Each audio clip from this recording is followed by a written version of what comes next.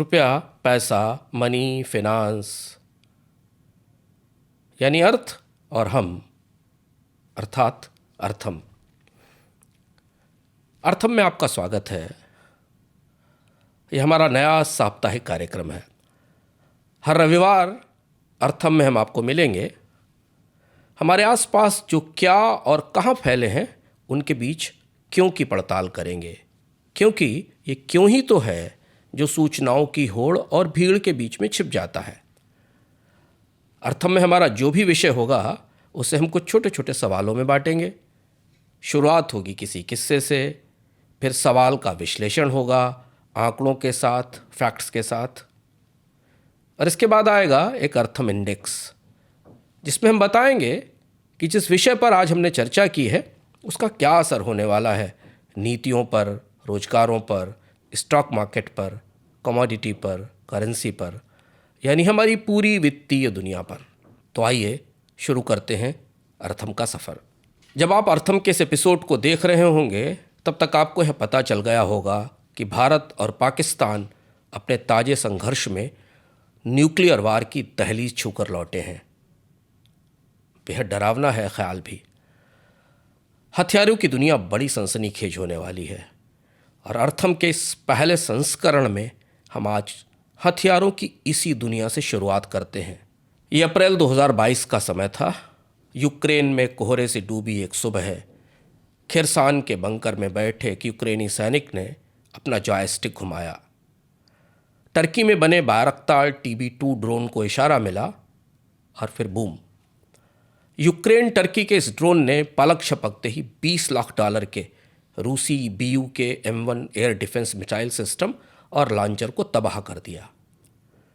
और वह वीडियो तो आपको आज तक याद होगा जिसमें एक ड्रोन रूसी टैंक के इर्द गिर्द घूमता है, किसी बंकर से उसे कोई सिग्नल आता है और फिर लाखों डॉलर का रूसी टैंक पलक झपकते ही आग का गोला बन जाता है। क्या आप जानना चाहेंगे कि रूस के इस मिसाइल सिस्टम को उड़ाने वाले ड्रोन की लागत कितनी थी? केवल $15,000, यानी 12-13 लाख रुपए। इतने में भारत में एक SUV आ जाती है मझले आकार की। तो हिसाब को पकड़िए, अमेरिका का सबसे आधुनिक फाइटर जेट है F-22 रॉप्टर।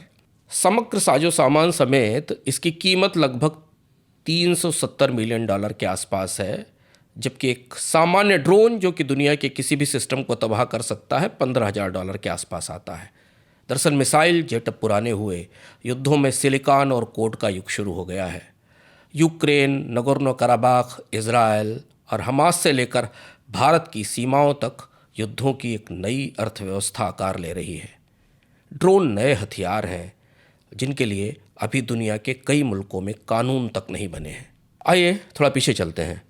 1907 का साल था जब पेरिस में सड़कों पर फौजी घोड़ों की चहलकदमी के बीच जूलियस न्यूब्रोनर नाम का एक जर्मन दवा विक्रेता एक कबूतर के गले में छोटा सा कैमरा बांध रहा था। सैन्य अधिकारी न्यूब्रोनर के इस प्रयास पर ठठाकर हंस रहे थे, मगर केमिस्ट का कबूतर दुनिया की पहली हवाई तस्वीरें ले आया। फौज को ऊंचाई से देखने की ताकत मिल गई थी। फिर आई दूसरी बड़ी लड़ाई यानी सेकेंड वर्ल्ड वॉर। यहाँ हिटलर के उड़ते बस बम और डूडल बग ने ब्रिटेन की नाक में दम कर दिया। सितंबर 1943 में सालेरेनो इटली की जंग के दौरान पहली बार जर्मनी ने अपने उड़ते बम V2, V3 रॉकेट और फ्रिट्ज X का इस्तेमाल किया और अमेरिका और ब्रिटेन के विमानों की बुरी गत बन गई। इसके बाद अमेरिका ने ऑपरेशन एफ्रोडाइट शुरू किया जो बुरी तरह असफल रहा। अमेरिका के एक मशहूर सियासी परिवार का सदस्य इस अभियान में मारा गया। उड़ते हुए हथियारों के किस्से तमाम हैं। अगर आप इन्हें जानने के लिए अतीत में वियतनाम से अमेरिका में नेवादा तक की यात्रा करना चाहते हैं तो बीते रविवार का अमर उजाला पढ़िए। टाइम मशीन की यह यात्रा आपको उस रोमांचक सफ़र पर ले जाएगी जहां आपको पता चलेगा कि ड्रोन्स कहां से शुरू हुए थे। अगर आप चाहेंगे तो इन किस्सों को लेकर हम यहां भी आएंगे, हमें कमेंट में बताइएगा।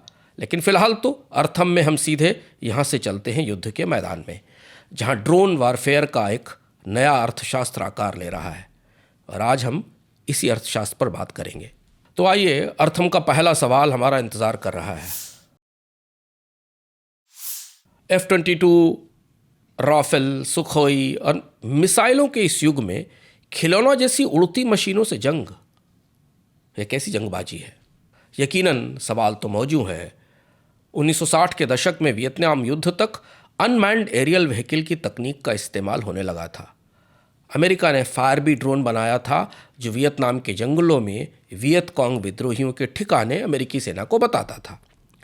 तब तक दुनिया को ड्रोन युद्ध शुरू होने की कोई आशंका नहीं थी, इसलिए हथियार कंपनियां और दुनिया के मुल्क फाइटर जेट और उन्नत पीढ़ी की मिसाइलों को तैयार करने में लगे थे। फिर आया 1982 और अचानक दुनिया हैरत में आ गई। इजराइल ने अपने ड्रोन से रडार को छकाते हुए सीरियन एयर डिफेंस सिस्टम को तबाह कर दिया जो लेबनान में लगाए गए थे। इजराइल का यह ऑपरेशन मोल क्रिकेट 19 था, जिसने बेक्वा में सीरियन एयर डिफेंस को ध्वस्त कर दिया। इजराइल 1970 से ड्रोन तकनीक पर काम कर रहा था। स्काउट और मास्टिफ उसके शुरुआती ड्रोन थे, जिनमें पहले वीडियो कैमरे लगाए गए और बाद में इंफ्रारेड कैमरों के साथ जासूसी और पड़ताल में उनका इस्तेमाल बढ़ाया गया। अलबत्ता 1982 में लेबनान युद्ध में पहली बार दुनिया ने ड्रोन की मारक ताकत को महसूस किया। 2006 में दूसरे लेबनान युद्ध और 2008-9 में हमास पर इजराइल के ऑपरेशन कास्ट में ड्रोन के इस्तेमाल के बाद यह तकनीक युद्ध रणनीतियों की मुख्य धारा की तरफ बढ़ने लगी। 21वीं सदी के दूसरे दशक तक ड्रोन टैक्टिकल युद्ध के हथियार बन गए थे। और यहाँ हम आते हैं उस चरण की तरफ जहाँ से हमें ड्रोन युद्ध के दर्शन होते हैं। ड्रोन युद्ध का सबसे बड़ा उदाहरण था अजरबैजान आर्मेनिया का युद्ध। साल था 2020 का। नगोर्नो कराबाख वार में अजरबैजान ने तुर्की के TB2 और इजरायली हारोप ड्रोन का इस्तेमाल किया और आर्मेनिया की सेना पर संगठित हमला किया। ड्रोन की मदद से अजरबैजान ने आर्मेनिया के ठिकाने तबाह कर दिए और केवल 44 दिनों में जीत हासिल की। दिलचस्प बात यह है कि हाल में भारत और पाकिस्तान के संघर्ष में इजराइल के ड्रोन का इस्तेमाल भारत ने किया है और टर्की के ड्रोन का इस्तेमाल पाकिस्तान ने किया है। बहरहाल, ये पहला मौका था जब वीडियो गेम की तरह टैंक्स को आग में धुआं धुआं करते ड्रोन के फुटेज वायरल होने शुरू हुए थे। आधुनिक जंग में जीत कैसी होती है, इसका नमूना सामने था। 2022 के बाद यूक्रेन ड्रोन की ताकत बनकर उभरा। केवल इंटेलिजेंस ही नहीं, उसने सीधे हमले करने वाले यूक्रेनी ड्रोन से रूस की सेना को नाकों चने चबाने पर मजबूर कर दिया। सबसे सनसनीखेज मुकाम तब आया जब यूक्रेन ने TB2 और स्विच ब्लेड ड्रोन से रूस के 600 से ज़्यादा बख्तरबंद वाहनों और मस्कवा युद्धपोत को नष्ट कर दिया। अरबों डॉलर के युद्धपोत और टैंक कुछ सैकड़ों डॉलर की लागत वाले ड्रोन से उड़ा दिए गए। और तीसरा ताज़ा उदाहरण हमारे सामने भारत और पाकिस्तान का संघर्ष है। ड्रोन इकॉनमी के प्रेक्षकों ने इसे करीब से देखा है। हालांकि भारत और चीन दुर्गम हिमालय के इलाकों में सीमा पर निगरानी के लिए ड्रोन का इस्तेमाल बीते 4-5 साल से कर रहे हैं, फिर भी अब बात निकली है तो दूर तलक जा रही है, क्योंकि यह सस्ता और नया हथियार उन लोगों तक भी पहुंच गया है जिन्हें नहीं मिलना था। मसलन 2019 के सऊदी अरामको हमले को याद करिए, जब हूती विद्रोहियों ने सस्ते ड्रोन से अरामको की रिफाइनरी पर हमला किया था। इससे पहले 2016-17 में आईसिस ने मोसुल पर एक हमला किया था जिसमें क्वाड्रॉप्टर्स को ग्रेनेड बांधकर उड़ा दिया गया था। इन उड़ती मशीनों की लागत $300 से ज़्यादा नहीं थी। इन हमलों में सैकड़ों जानें गईं। आज मैक्सिको के कार्टेल नशीली दवा की तस्करी के लिए, फेंटेनिल की तस्करी के लिए ड्रोन का इस्तेमाल करते हैं।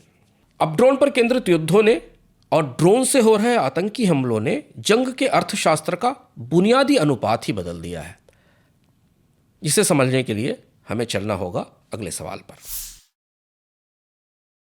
तो ड्रोन ने कैसे बदल दिया है वार इकॉनमी का सबसे जरूरी अनुपात, और वह अनुपात क्या है? इसे कहते हैं कॉस्ट टू किल रेशियो। क्या आपने अमेरिका के एक मशहूर जनरल और सबसे सम्मानित मैरीन अधिकारी जनरल इस्मेल्डी बटलर का नाम सुना है? उन्होंने एक बड़ी मशहूर किताब लिखी थी, वार इज़ ए रैकेट, खासी सनसनीखेज किताब है ये। 1935 में छपी थी, आज भी मौजूद है, जो ये बताती है कि जंग से किसे फ़ायदा होता है, कौन कमाता है। इसे आप आज भी खरीद कर पढ़ सकते हैं। जंग की अपनी लागत है, जंग की अपनी अर्थव्यवस्था है, तो इसका अपना बाजार भी है। इसलिए दुनिया के किसी भी कोने में बरसते बमों के बीच हथियार बनाने वाली कंपनियों पर कमाई भी बरसती है। तो हम आते हैं कॉस्ट टू किल रेशियो पर। युद्धों के अर्थशास्त्र को समझने में कॉस्ट टू किल रेशियो का इस्तेमाल किया जाता है। इसे समझा जाता है कि दुश्मन को नुकसान पहुंचाने के बदले लागत कितनी आई। हालांकि दुनिया का कोई मुल्क अपने युद्धों में इस अनुपात की सही जानकारी नहीं देता, क्योंकि जंगबाजी बेहद महंगा शौक है। फिर भी तो जंग इंसानों की सबसे आदिम फितरत है। आदमी के कुल इतिहास का सबसे बड़ा हिस्सा जंगों की कत्ल और गारत से भरा है। तीर कमान कहीं पीछे छूट गए क्योंकि बारूद मिल गई थी, लेकिन इसके बाद भी जंगबाजों को ऐसे सस्ते और बहुत सस्ते हथियारों की तलाश हमेशा से रही है जो दूर तक उड़ते हुए जाएं और अपना निशाना तलाशें और दुश्मन को तबाह कर दें। तकनीक के विकास के साथ जंग महंगी होती गई, तो ऐसे सस्ते हथियार को हासिल करने की बेचैनी और बढ़ती गई। मिल जाए कुछ ऐसा तो फिर ज़रूरत क्या फाइटर जेट और यहाँ तक महंगी मिसाइल भेजने की। तो अब जरा गौर से कुछ आंकड़े देखिए। तो सबसे पहले देखिए अपनी स्क्रीन पर आंकड़ा दुनिया में सबसे महंगे फाइटर जेट्स की लागत का, और अंदाज लगाइए कि एक फाइटर जेट, उसमें राफेल शामिल है, जिसे भारत ने खरीदा है, वो कितने महंगे हैं। अब दूसरा ग्राफिक देखिए टैंक और मिसाइल की लागत का, कि दुनिया के टॉप टैंक और मिसाइल दरअसल कितने महंगे हैं और इन सिस्टम्स की खासियत क्या है। ये आंकड़े हमने आपको इसलिए दिखाए ताकि आप ये समझ सकें कि दुनिया में सबसे महंगे युद्धक हथियार, जिनमें कि फाइटर जेट्स हैं, टैंक्स हैं और मिसाइल सिस्टम्स हैं, जो दुनिया के सबसे आधुनिक हथियार हैं, उनकी लागत क्या है। कुछ विमान जैसे F-22, J-20 केवल उन देशों की सेना के लिए हैं जिनको दुनिया के अन्य देशों को नहीं दिया जाता, जबकि राइफल और टाइफून जैसे विमान दुनिया के कई देशों को दिए जाते हैं। टैंकों में सबसे महंगा टैंक जापान का टाइप 10 है, जिसकी कीमत करीब करीब 9.4 करोड़ डॉलर है। जर्मनी का नया लेपर्ड टैंक, लेपर्ड 288 टैंक कुछ सौदों में 30 करोड़ डॉलर तक पहुंच गया है, लेकिन आमतौर पर ताकतवर टैंकों की कीमत 6 से 9 करोड़ डॉलर के आसपास आती है। मिसाइलों में अमेरिका और ब्रिटेन का ट्राइडेंट 2 मिसाइल सिस्टम 6-6.5 से 9-10 करोड़ डॉलर के आसपास का है। चीन का डोंगनिंग 2 सैटेलाइट रोधी मिसाइल है, जिसकी कीमत 10 करोड़ डॉलर के प्रति लॉन्च है। इसके अलावा रूस का S-300 रक्षा सिस्टम है, जो 12 से 15 करोड़ डॉलर प्रति बैटरी है, और इसका उन्नत मॉडल S-300VM जो निर्यात होता है वो 100 करोड़ डॉलर तक पहुंचता है। सनद रहे कि कीमतें सांकेतिक हैं, हमने उन स्रोतों से जुटाई हैं जो सार्वजनिक हैं, क्योंकि हथियार सौदे गोपनीय होते हैं और एक हथियार की डील में, एक फाइटर जेट की, एक मिसाइल की, एक टैंक की डील में बहुत कुछ शामिल होता है, बहुत सारे साजो सामान, उपकरण और कई तरीके की सुविधाएं। इसलिए ये केवल सांकेतिक है, जिसे कि हम ड्रोन के कॉस्ट टू किल रेशियो को समझने के लिए इस्तेमाल करते हैं। तो अब आपको समझ में आया कि हथियारों का बाजार ड्रोन पर इसलिए लहालोट है कि टर्की या इजराइल के ड्रोन जो 15,000 से 50,000 डॉलर के बीच में आ जाते हैं, वह अपने से 100 गुना ज़्यादा महंगी सैन्य एसेट्स को तबाह कर सकते हैं। या आप यूँ भी कह सकते हैं कि एक फाइटर जेट की लागत में टर्की TB2 ड्रोन के 5 स्क्वाड्रन आ सकते हैं। एक स्क्वाड्रन में कम से कम 12 से 24 विमान होते हैं। यानी अगर आप बाजार की ज़बान में समझें तो ड्रोन का ROE बेजोड़ है। तो आइए अब यहां से चलते हैं बाजार की तरफ। हमारा तीसरा सवाल है कि ड्रोन के बाजार में सिक्का किसका चल रहा है, या आने वाले समय में इस बाजार पर राज कौन करेगा। जब आतंकियों से लेकर सेनाओं तक सबको ड्रोन मिल रहे हैं तो बाजार भी झूम रहा है। सिविल और डिफेंस दोनों में ड्रोन की डिमांड चरम पर है। गोल्डमैन सैक्स की एक ताज़ी रिपोर्ट में पढ़ रहा था जो ये बताती है कि 2023 में ग्लोबल ड्रोन मार्केट करीब 3.6 बिलियन डॉलर का था, जो 2030 तक 102 बिलियन डॉलर हो जाएगा। यह करीब 54% की सालाना ग्रोथ है, 54% का कैगर है। ड्रोन के बाजार में 60% उत्पादन सैन्य जरूरतों का है और शेष नागरिक उपयोगों के लिए इस्तेमाल होता है। चीन ड्रोन बाजार की सबसे बड़ी ताकत है। चीन की कंपनी DJI का बाजार में 70% हिस्सा है।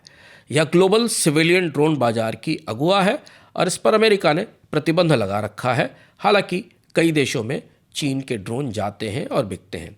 सैंड ड्रोन के मामले में चीन के विंग लूंग सेकंड और स्टील्थ CH-7 ड्रोन एशिया और अफ्रीका को मिलते हैं। टर्की का ड्रोन आजमाई हुई तकनीक है। बाइकर सबसे बड़ी कंपनी है। अजरबैजान की जीत हो या रूस या यूक्रेन का युद्ध हो, TB2 ड्रोन पूरी दुनिया में तहलका मचाते हैं।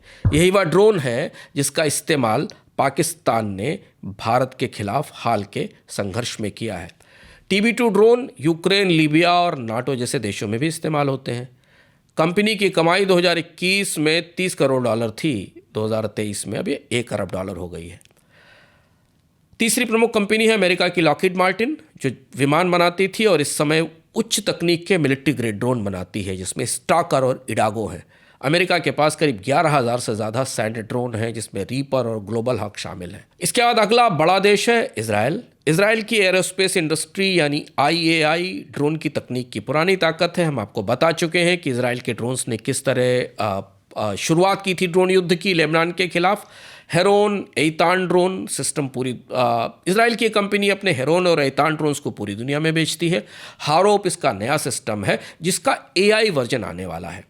भारत में भी HAL ड्रोन सिस्टम्स पर काम कर रहा है और इन सभी कंपनियों की दम पर दुनिया में ड्रोन के बेड़े तैयार हो रहे हैं और यह उन्हें बेचा जा रहा है जिनके पास ड्रोन की तकनीक नहीं है। ड्रोन के मौजूदा उत्पादन को देखते हुए शायद आने वाले समय में सबसे बड़ा बेड़ा अमेरिका के पास होगा। 13,000 से ज़्यादा ड्रोन का बेड़ा अमेरिका तैयार कर रहा है और इसका मुख्य ड्रोन है MQ-9 रीपर, जिसे 27 घंटे से ज़्यादा उड़ाया जा सकता है और इसकी वजन उठाने की क्षमता है 17,000 किलो। यानी यह हेलफायर मिसाइल JDEM GBU-12 बम लेकर 50,000 फीट तक की ऊंचाई तक जा सकता है और इसका इस्तेमाल दुनिया में जासूसी और हमले के लिए हो रहा है। आने वाले ड्रोन्स की ताकत समझने के लिए ब्यौरा आपको जानना ज़रूरी है। चीन चूंकि ड्रोन का सबसे बड़ा उत्पादक और निर्यातक है, विंग लूंग सेकंड ड्रोन करीब 20 से 32 घंटे तक उड़ सकता है। 400 किलो के वजन वाले हथियार लेकर ये 4,000 किलोमीटर तक जा सकता है। मध्य पूर्व, अफ्रीका और एशिया के देशों को इस ड्रोन को बेचा जा रहा है और वहाँ इसका इस्तेमाल भी हो रहा है। टर्की की बात हम आपको लगातार बता रहे हैं। टर्की सस्ते और प्रभावी ड्रोन के लिए मशहूर है। बाइकर का बायरक्तार TB2 ड्रोन करीब 150 किलो का हथियार लेकर सटीक हमले कर सकता है और 27 घंटे तक उड़ सकता है। इसकी सफलता सीरिया, लीबिया, नगोर्नो कराबाख युद्ध में स्थापित हो चुकी है। रूस भी एक आधुनिक ड्रोन सिस्टम पर काम कर रहा है। इसका ड्रोन सिस्टम ओरियन है, जो 200 किलो हथियार और गाइडेड मिसाइल लेकर 24 घंटे तक उड़ सकता है। यूक्रेन युद्ध में इसका इस्तेमाल हुआ है। इजराइल ड्रोन तकनीक में पुराना माहिर है। मुख्य ड्रोन सिस्टम हर्मेस 900 है, जो 350 किलो का वजन लेकर 36 घंटे से ज़्यादा उड़ सकता है। दुनिया भर की सेनाओं में इसका बड़ा इस्तेमाल होता है। यूक्रेन हाल के वर्षों में ड्रोन की नई ताकत बनकर उभरा है। बीते वर्ष उसने 30 लाख तरह तरह के ड्रोन बनाए हैं। तो यही वजह है कि दुनिया के देश अपने यहाँ रक्षा बजट में ड्रोन का बजट बढ़ाने लगे हैं। भारत ने ड्रोन पर अपना बजट दोगुना किया है। UAE ने एज ग्रुप ड्रोन पर शोध के लिए करीब $4.5 बिलियन के निवेश का ऐलान किया है।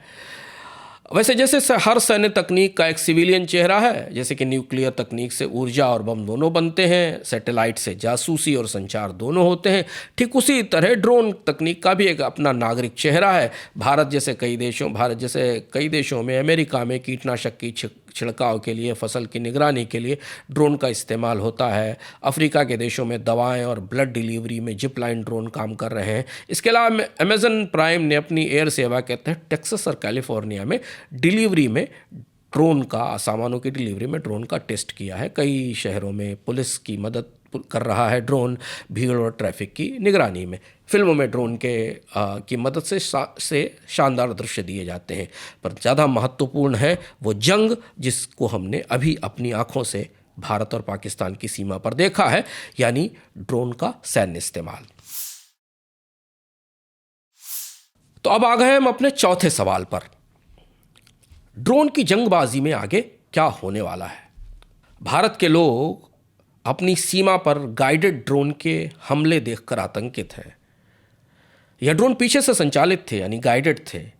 तब क्या होगा जब ड्रोन स्वार्म्स यानी मक्खियों की तरह उड़ते हुए AI ड्रोन आएंगे जो खुद अपना निशाना तलाशेंगे और तबाह कर देंगे। रूस और यूक्रेन युद्ध का एक वाकया याद करिए। यूक्रेन ने टर्की के बाइकार TB2 ड्रोन से तबाही मचाई, तो रूस ने रेपेलेंट एंटी ड्रोन तकनीक से TB2 को लगभग 90% तक जाम कर दिया। मगर यूक्रेन ने तत्काल अपना सिस्टम अपडेट किया और सारे TB2 ड्रोन तुरंत सक्रिय हो गए। अमेरिका एक AI drone swarm replicator project बना रहा है, जिसमें 1000 आर्टिफिशियल इंटेलिजेंस ड्रिवन ड्रोन तैनात किए जाएंगे। चीन और अमेरिका ने अब इस तरीके के ड्रोन तैयार कर लिए हैं जिन्हें किसी इलाके को मैप करने के लिए GPS की ज़रूरत नहीं है, और इनका ट्रायल भी शुरू हो गया है। सैटेलाइट की ज़रूरत खत्म, ड्रोन सीधे अपने इलाके को मैप करके अपने निशाने चुनेगा। आपको याद होगा कि चीन ने 200 से ज़्यादा ड्रोन के साथ एक गोशवक प्रोग्राम लॉन्च किया था, जिसमें ताइवानी डिफेंस पर स्वार्म अटैक का सिमुलेशन किया गया था, प्रायोगिक परीक्षण किया गया था। इजराइल का हार्पी ड्रोन अब रडार ध्वस्त करने की तैयारी कर रहा है, जबकि अमेरिका एक ऐसे रेंथियन सिस्टम का परीक्षण कर रहा है जो माइक्रोवेव बैरल से ड्रोन स्वार्म को नष्ट कर सकता है। क्या हो सकता है आगे अगर ड्रोन मुख्यधारा के हथियार बन गए? होगा ये कि रक्षा बजटों की सूरत बदल जाएगी। क्या बजट घटेंगे? आप कह सकते हैं, क्योंकि ड्रोन से जंग सस्ती है। हो सकता है रक्षा बजटों में कमी हो, लेकिन फाइटर जेट, मिसाइल और महंगी तकनीकों वाली कंपनियों की चुनौती बढ़ जाएगी, क्योंकि अब आने वाले समय में देश मिसाइल और फाइटर जेट के बजाय ड्रोन सिस्टम पर निवेश करेंगे। एयर डिफेंस सिस्टम की जगह, मिसाइल डिफेंस सिस्टम की जगह ड्रोन डिफेंस या drone swarm defence system DDS या DSDS की तैयारी करनी होगी। लेकिन एक बात याद रहे, ड्रोन बनाने की तकनीक लोकतांत्रिक है। फाइटर जेट बनाने की क्षमता दुनिया में कुछ देशों के पास है, पर ड्रोन दुनिया में कहीं भी बन रहे हैं। मिसाइलें तो कुछ ही देशों में बनती हैं, और इसलिए ड्रोन पूरी दुनिया में आतंकियों को भी मिल रहे हैं। और इसलिए ड्रोन की क्रांति के साथ मिनी न्यूक वेपन की चर्चा, छोटे न्यूक वेपन जो ड्रोन के साथ चलाए जा सकते हैं, उनकी चर्चा भी शुरू हो गई है। आर्टिफिशियल इंटेलिजेंस पर आधारित ड्रोन भविष्य की सबसे बड़ी ताकत भी है और सबसे बड़ा खतरा भी।